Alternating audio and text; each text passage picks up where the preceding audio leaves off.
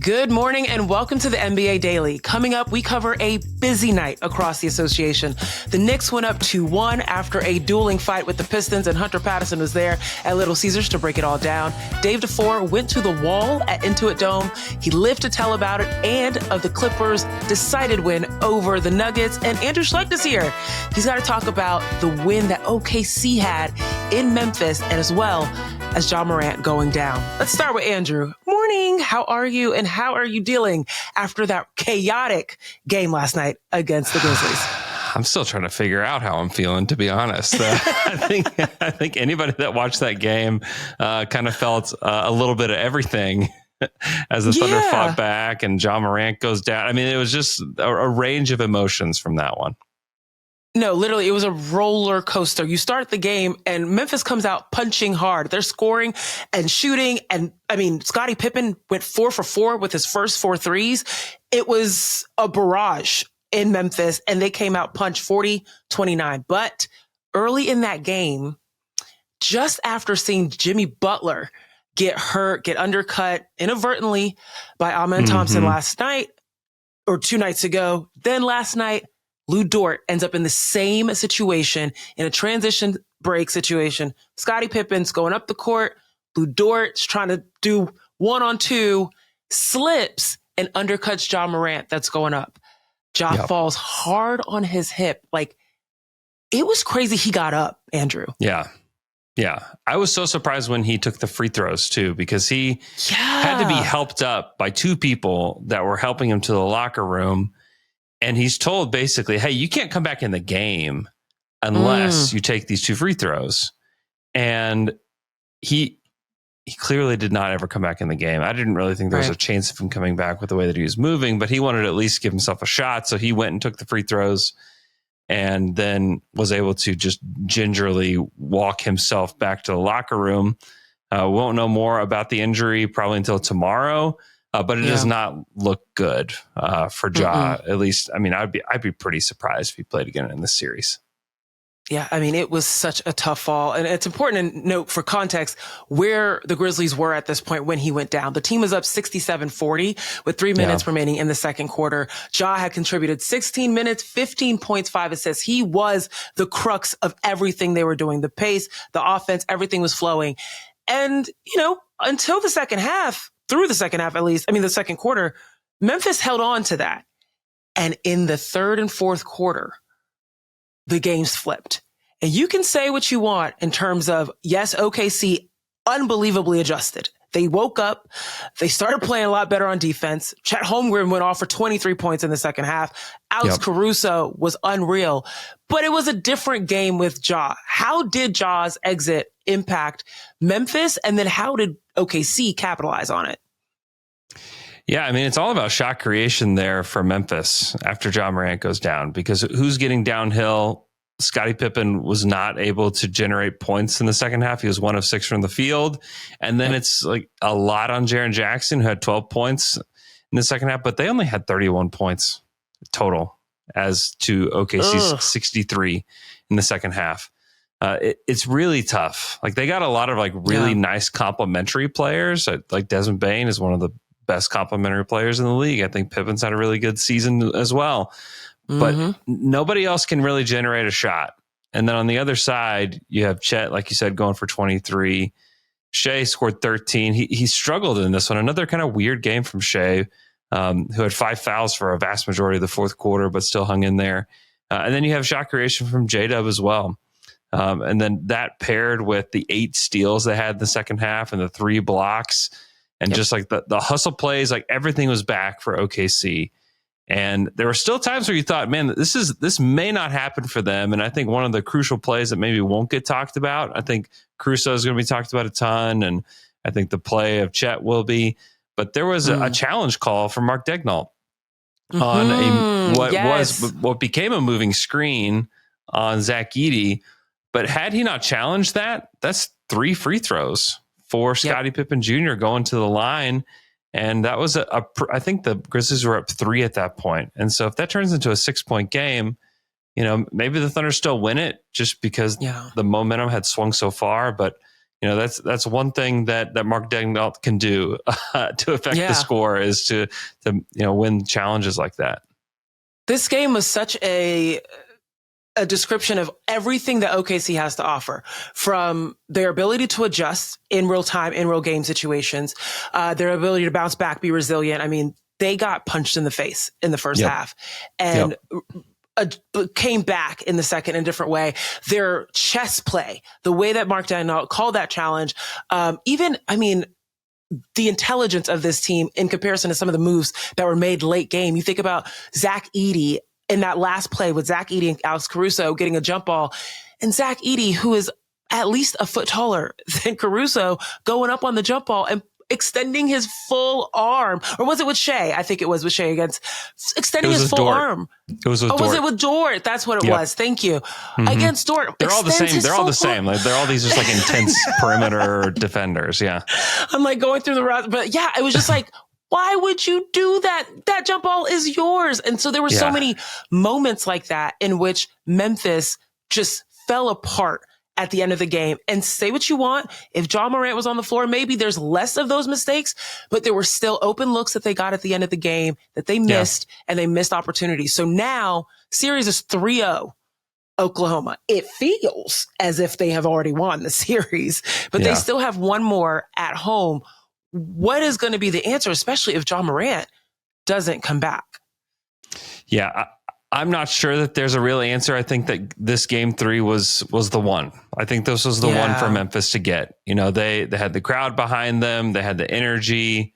Like you said, they socked the Thunder in the mouth to start this one, and really probably should have won this game. Like, I don't know that the Thunder, like, quote unquote, deserved to win this game. But I think honestly, like, the talent deficit just got down so far for Memphis. I mean, whenever Scottie Pippen Jr. is like playing as your best player and like your best creator, like, and there's no shade to Scottie Pippen Jr. He's had a great season, but on the other side, you have the MVP and you have the second pick in the draft in Chet Holmgren. Like, I don't know. I mean, I think there was clearly the Thunder are a really good team, but also the talent deficit is part of why they had the second largest comeback in the history of the playoffs. I'm happy you brought that up. Yeah, because that's. I mean, one, OKC consistently has been in these kind of conversations throughout the season of being in the largest, the second largest, the top 10 largest comebacks or leads. And then the Grizzlies end up on the other end of that spectrum. I think it was our teammate Esper Henny that like broke down some of these stats on X of like how many times that OKC has been a part of it, tied for the second largest comeback in NBA history. They have the largest halftime comeback at that 29 points. And then the Grizzlies, on the other hand, have been part of 3 of the 5 largest comebacks, 2 of which they've lost. This game is included in one. Brutal. 2012, they lost against the Clippers, 27-point loss. And then the one time they did win was against the Wolves in 2022. This feels sad for the Grizzlies for so many reasons. It does. I know. We shouldn't laugh, but it does. It's like you're at the end, you're the brunt end of these bad situations. And you keep finding your way into these situations, which is a good thing. You're in the playoffs. And yet, the talent isn't enough to surpass some of these situations. You're looking at Tobias Harris and you're like, you're in a tough position. You're looking at this team. You don't have your star player anymore. This series feels as if it's going to end already. Are you looking to the summer? Yeah, I mean, if you're Memphis, I think that you have to try to focus on game 4 as much as possible. But I think that you can't help but think about the roster moves that need to be made. Now, I don't really expect them to make any big moves with Ja or Jaren. I expect Jaren to get that Supermax deal or Bane, but you certainly just have to go find other NBA caliber players. I mean, you can look on the bench for the Thunder of the guys that were sitting on the bench at the end of that game, and it's like, hey, we'd probably take 3 of you out here on the floor. Like John Conchar so deep. is not the guy you want taking that corner 3 at the end of the game. Like, that's a very, very important 3, and a guy that was clearly not ready to take or make that 3. And so they need to find guys that have the ability to take and make those kind of shots. It's about finding those role players. It's about finding like another D'Anthony Melton, like a guy that was really good for Memphis back in the day. Kyle Anderson, like they've had a lot of really good role players, but they've let them all kind of slip through their fingers. And, now they're left with a lot of young guys and guys that have proven to not be guys that you can play in those spots. So yes, you don't want to look to this. You don't want to look to the summer quite yet, but I don't know how you could look at this roster and not be in that place. Yeah, it's going to be a tough battle for them to try and get something going in Game 4. It's at home. We don't know what's going to happen with Ja Morant, but right now the Grizzlies have to get to their locker room and rally around each other because OKC is locked in. The brotherhood is apparent, and I know they're feeling good being up 3-0. Andrew, thanks for joining us. Thanks for breaking it down. We'll keep you guys updated on the NBA Daily on what's going on with the Memphis Grizzlies.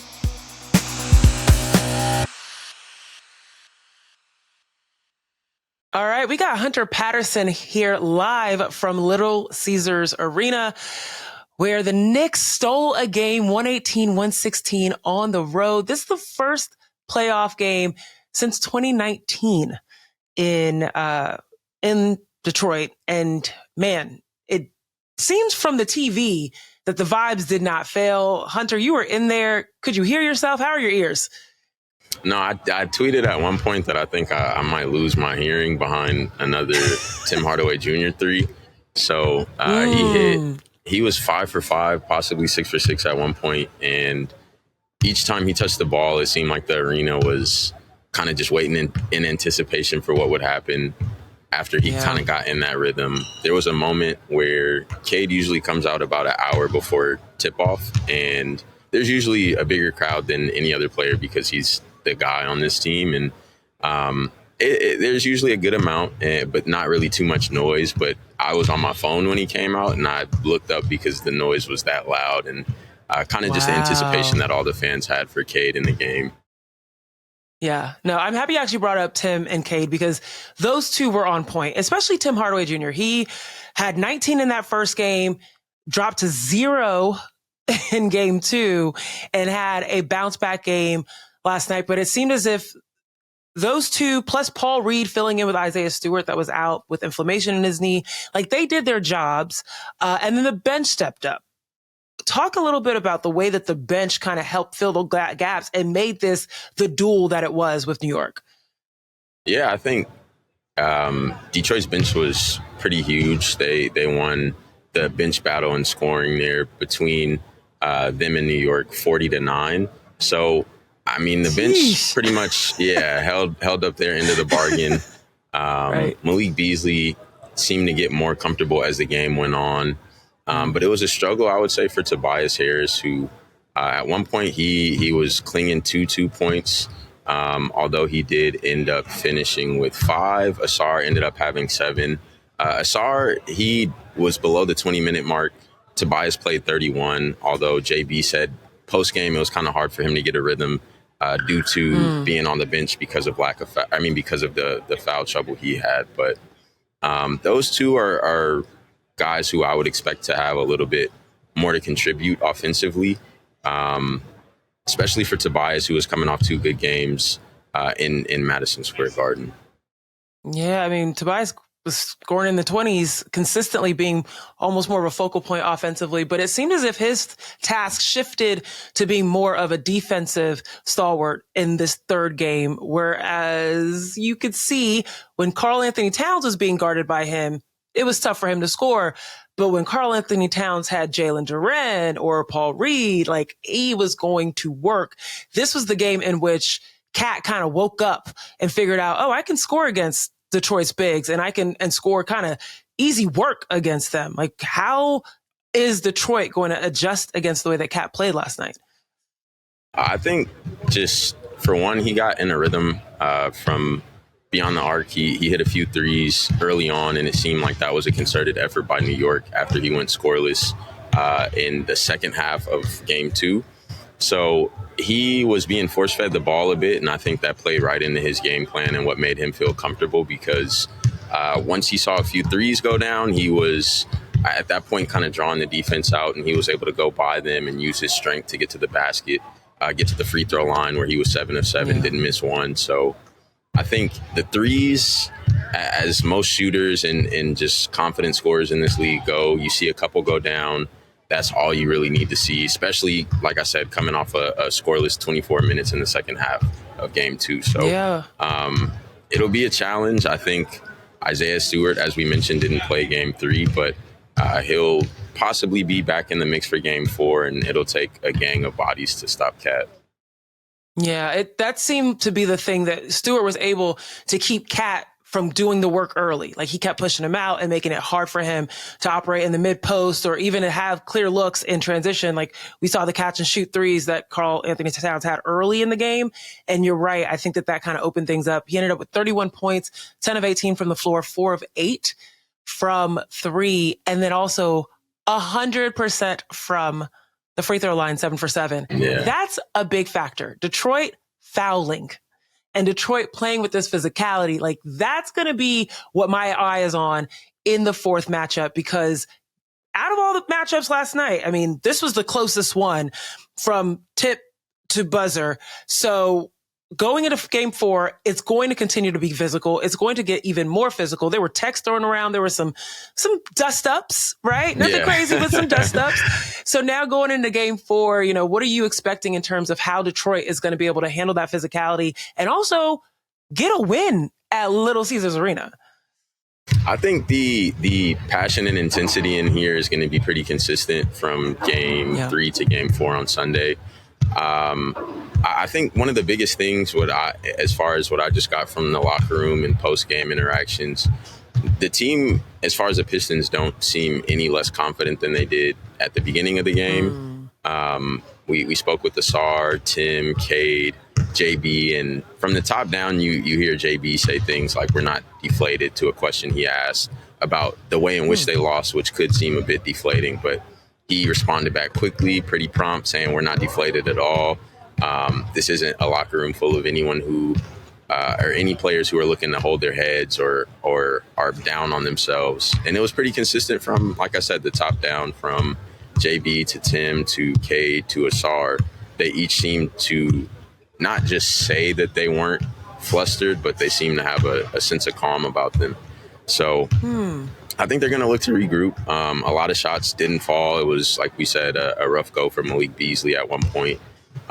Tobias Harris, I don't see him scoring 5 points again, only 5 points again in this series. So I think pretty consistent with what they were saying. Shots weren't falling, but their confidence is exactly where it was before the game started. Now, before I let you go, I want to mention this. 2 things. Number one, the other day we had a live morning shoot around, and I asked the guys, who do you think is kind of like the Little Caesars equivalent of an NBA player? Meaning you can count on him. It's going to be hot and ready. He's going to be pretty consistent wherever you go. Right. And Andrew Schlecht immediately guessed the Detroit Pistons player that I was thinking of when I asked this question. And I want to ask if you know who I'm talking about, especially after his performance tonight. Got you. I mean, I feel like I would be obligated to say either Tim or Dennis. Dennis! It's Dennis! Okay. Come on! Dennis Schroeder was amazing tonight for Detroit, no? Yes. He seems to be... I love the way he played. Yeah, I think him being a veteran, him having the most playoff games under his belt on this team, there's been times where he'll pull the team together, especially when it's getting loud in here and the crowd is getting frustrated. The Knicks might be on a run. He does a really good job of bringing the team together. He has a lot of just the intangibles that you would want from a veteran. So he uses those intangibles. He brings the team together. He makes sure they're constantly communicating. Dennis is literally, if you watch him, whether he's in the game, on the bench, he's literally, reminds me of myself, he's always talking. So he's talking about things much more productive. I'm just chatting. But he is someone, like you said, who is just consistently consistent for this team. Yeah. Okay. Last thing I have to ask you about is that ending, because I still don't know what happened. The last, Jalen Brunson gets fouled. He goes to the free throw line. He is coached by his dad, essentially, to miss the free throw. And the ball goes up, hits the back of the rim. Buzzer goes off, but no one touched it. Then Detroit gets the ball to go out of bounds. Jalen Duren is assigned the out of bounds role, throws it out of bounds, but then they get the ball back. You got to walk me through that. I'm so confused as to how the game ended.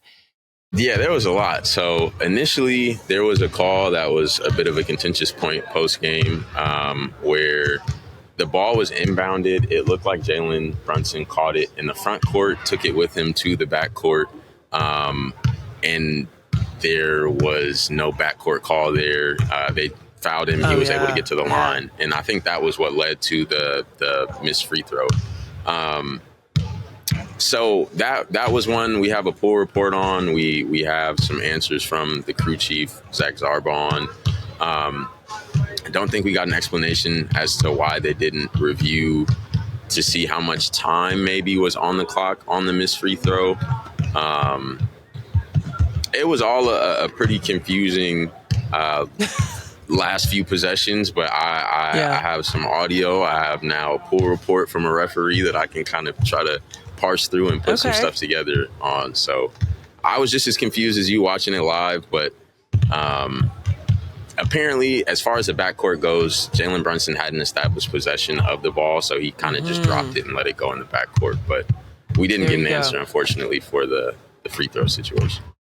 On the broadcast, it said that his momentum was being counted for as to how he ended up in the backcourt. Either way, that is a perfect segue into go read Hunter Patterson at The Athletic. Hunter, thanks for joining us and breaking down this game.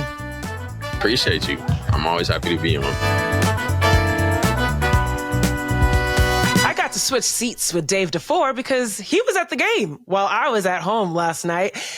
Dave, you went out to the Clipper Nuggets game, which is probably the fiercest battle so far in the West, but the blowout was kind of unexpected last night. It was actually the most quote unquote boring game, but it was very exciting to see the very first game at Intuit Dome.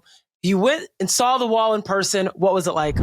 I think this is a fantastic gimmick, and I actually hope more teams will do things for their fans like this. You know, I've been to a lot of EuroLeague games and games around Europe, and people constantly want to compare NBA atmosphere to that because it looks crazy, right? You've got like people rioting, there's flares, there's fireworks.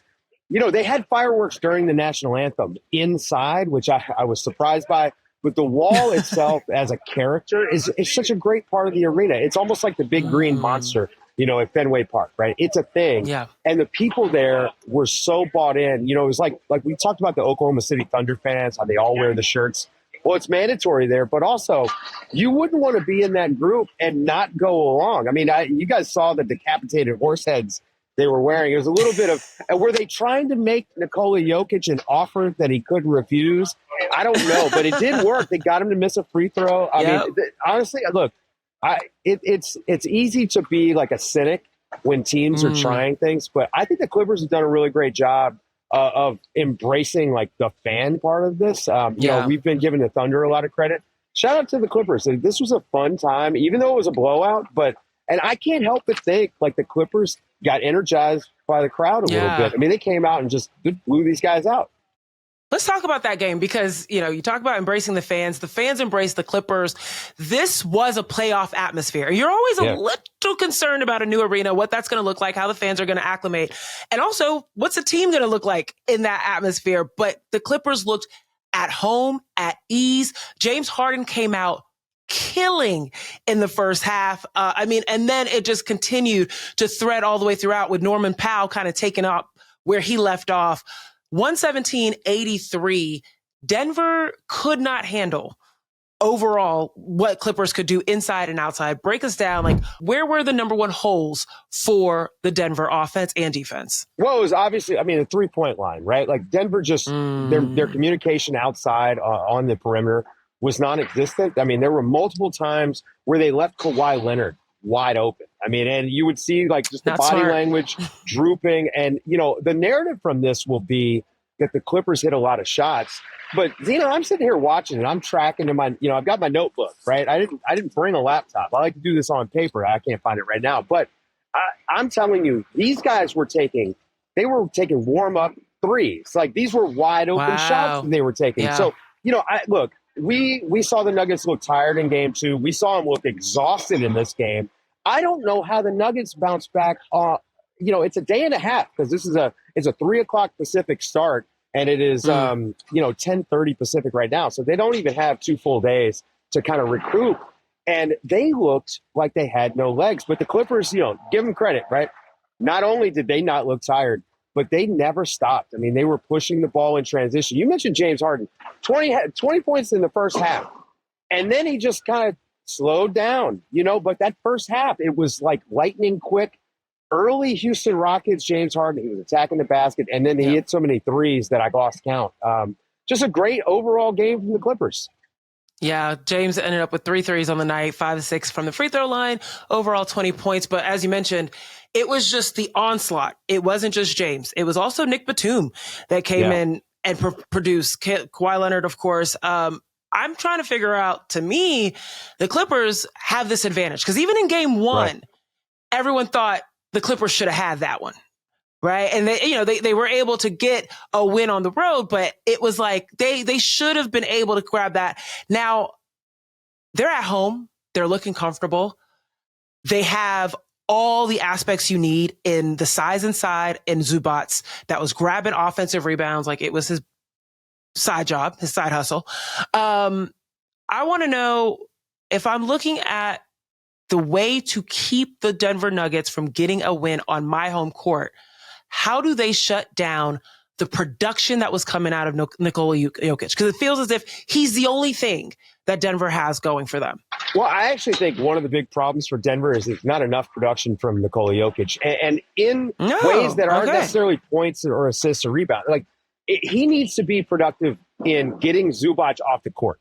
Like, this is like the key to them winning any more games in this series. They have got to get Ivica Zubac in foul trouble and get him off the court. When they started the second quarter, Denver started a little small. Zubac dominated. They finally bring in DeAndre Jordan to try to stop the bleeding, but it's DeAndre Jordan, right? Like that's not enough. And part of this is maybe Denver doesn't have the personnel for this, but I think you've got to say, look, Jokic, you already do everything, and it sounds crazy to ask this guy to do more, but I do think they have to go at Zubac, especially in the next game. Like if they lose the next one, this series it feels like it's over. As you mentioned, like this could easily be 3-0 in favor of the Clippers. And we're looking at a team that with the Nuggets, I mean, disarray is the first word that comes to mind for me. When you watch them, the body language, I mean, Aaron Gordon's still dealing with this calf thing. In the first quarter, first 6 minutes of the game, he had 11 points, and he has 2 the rest of the game. The shot just disappeared for him. And I do think that Denver started out okay. I mean, you look at the paint points; they were pushing the ball and they were getting early post-ups, a lot of backdoor cuts. I feel like it was like 8 points off of cuts from the corner on dunks. And I mean, these guys they have a system, but they just don't have as many horses to roll out there. With Nikola Jokic. Okay, well, the Clippers now are 2-1 in the series, feeling very comfortable with their vets behind it, kind of pushing things along. Kawhi, James, this is where they've been. This has been their comfort zone for a while. Dave, it is so fun asking you questions and getting your insight. We're going to close this out. Appreciate you guys waking up with us. On behalf of Hunter Patterson, Andrew Schlecht, and Dave DuFour, I'm Zena Keita. We appreciate you guys waking up with us. Oh, before we go, Draymond Green did not win Defensive Player of the Year. Evan Mobley did. Evan Mobley. And I just wanted to make sure that you guys knew that. Exactly. I don't know if you knew that, but now you do. All right, guys, we'll head out of here. Enjoy the rest of your day.